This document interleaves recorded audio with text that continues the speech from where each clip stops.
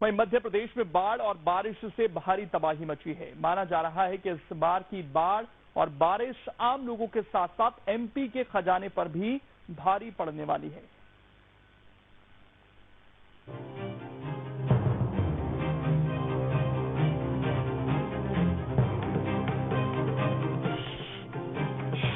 बाढ़ और बारिश से एमपी में संकट।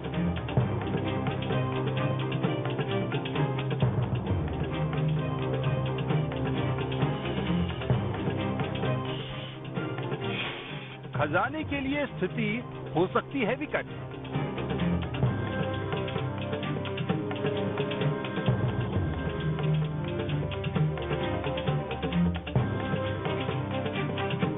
जी हां, मध्य प्रदेश में इन दिनों बाढ़ और बारिश का कहर जारी है। बाढ़ और बारिश ने भयंकर तबाही मचाई है।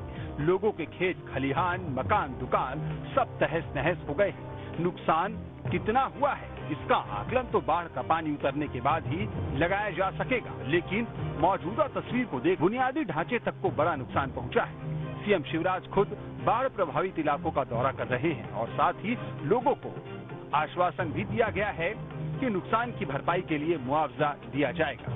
मध्य प्रदेश में भारी बारिश से हुई तबाही के लिए जल्द ही राज्य सरकार केंद्र को प्रस्ताव भेजेगी।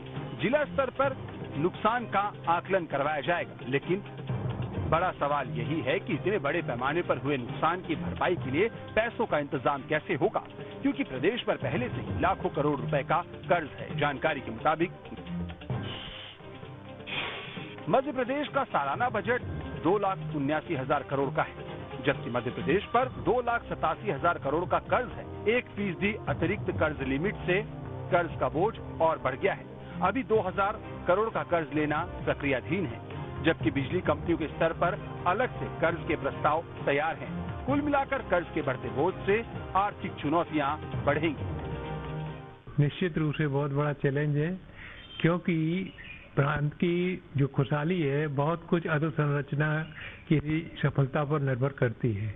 जब प्रांत में अधोसंरचना इस तरह से प्रभावित है कि पुल पुलियां और जो है उससे संबंधित सड़कें या टूटी फूटी पड़ी हुई हैं, तो उसके विकास के लिए इनका होना पर्याप्त मात्रा में और प्रगतिशील होना बहुत जरूरी है।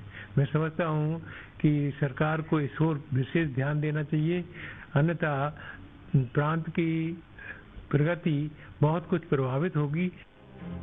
हालांकि आपदा राहत कोष के तहत पहले से ही मध्य प्रदेश की राशि केंद्र में बकाया है, इसके लिए भी प्रयास किए जाएंगे, लेकिन लोगों तक राहत राशि और बुनियादी ढांचे यानी इंफ्रास्ट्रक्चर को फिर से खड़ा करने के लिए बड़े फंड की जरूरत होगी। बहरहाल इस पर बीजेपी कांग्रेस की सियासी प्रतिक्रिया क्या है, ये भी सुनिए। देखिए, शिवराज सिंह जी के नेतृत्व में मध्य प्रदेश नित नए आर्थिक सोपानों को प्राप्त करता जा रहा है। मध्य प्रदेश जब 2003 में दिग्विजय सिंह जी के राज में था, तब 20,000 करोड़ रुपए का बजट था और इससे कई गुना अधिक उस समय कर्ज था। उस समय कर्ज पर जाने वाला जो ब्याज था वो प्राप्त रेवेन्यू का लगभग 24% होता था। वर्तमान में वे मात्र 8% है। और ये शिवराज सिंह जी की सरकार है जिसमें सारी चीजें जनता के लिए लगाई जाती हैं। कोई नई अधोसंरचना निर्माण में सरकार कोई कोताही नहीं बरतेगी।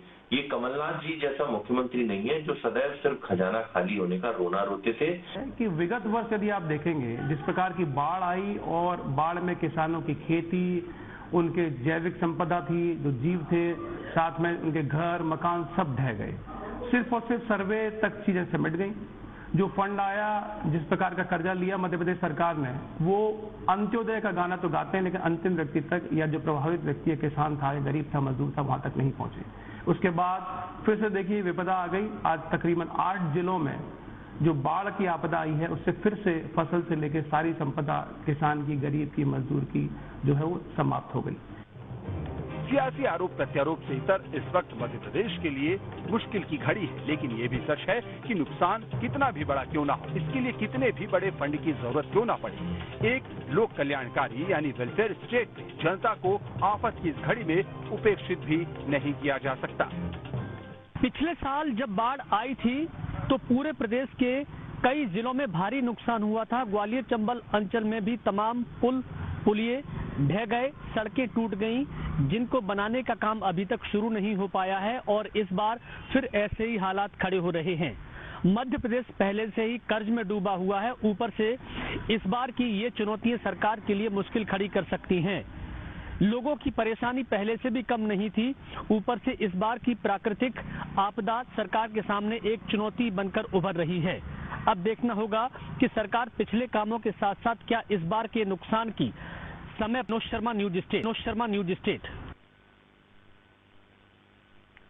अब इसमें खबर तो यह है कि 2.79 लाख करोड़ है एमपी का सालाना बजट। 2.87 लाख करोड़ का कर्ज है एमपी पर। 1% अतिरिक्त कर्ज लिमिट से और बोझ बढ़ा है। अभी 2000 करोड़ का कर्ज और लिया जाना है, जबकि बिजली कंपनियों के स्तर पर अलग से कर्ज लेना है। कुल मिलाकर कर्ज के बढ़ते बोझ से आर्थिक चुनौतियां बढ़ेगी।